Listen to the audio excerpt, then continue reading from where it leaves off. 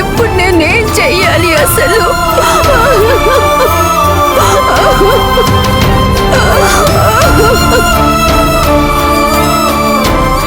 ఈ విషయం విగ్రహంతో చెప్పనా?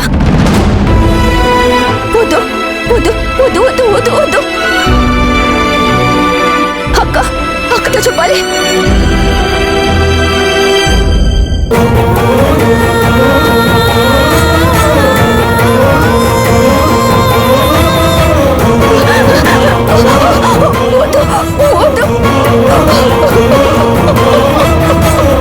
నేను చేసుకున్న కర్మకి వాళ్ళిద్దరిని ఎందుకు బాధ పెట్టాలి?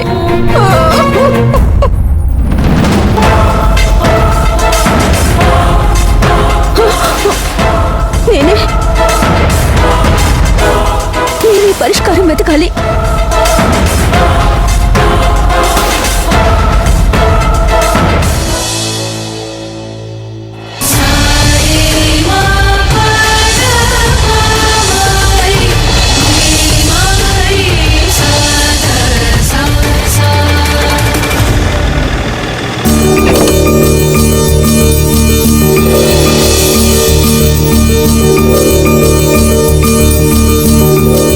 అందరం బయలుదేరదామా? మళ్ళీ గుడి క్లోజ్ చేసే టైం అవుతుందేమో.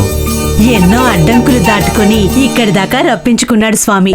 దర్శనం చేయించకుండా ఎలా తిరిగి పంపిస్తాడు? ఈ రోజు నేను స్వామి వారిని దర్శనం చేసుకుని వెళ్ళాలి. కరెక్ట్ గా చెప్పారమ్మా. మనం దేవుణ్ణి చూడాలన్నా దర్శించుకోవాలన్నా మనం అనుకుంటే అవ్వదు. స్వామి వారి ఆజ్ఞ ఉంటేనే అవుతుంది. వదినా, నా కోడలు లక్ష్మికి దేవుడన్నా పెద్దవాళ్ళన్నా చాలా భక్తి. అందుకే పొద్దున్నే లేచి దీపారాధన చెయ్యందే ఏ పని మొదలు పెట్టదు. నా కోడలు కూడా అంతే. మా ఆచార వ్యవహారాలన్నీ తెలుసుకుని చేసుకుంటుంది. తనకు చెప్పాల్సిన అవసరమే లేదు. అత్తయ్య, ఇంకా బయలుదేరదామా? మళ్ళీ లేట్ అవుతుంది.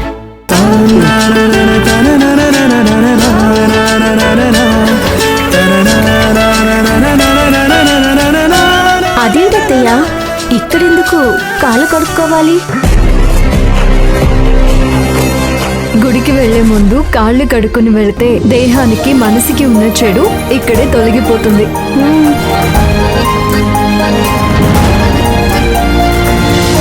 అన్నీ ఇక్కడే వదిలేసి శుద్ధి మనసుతో లోపలికి వెళ్ళాలని అర్థం.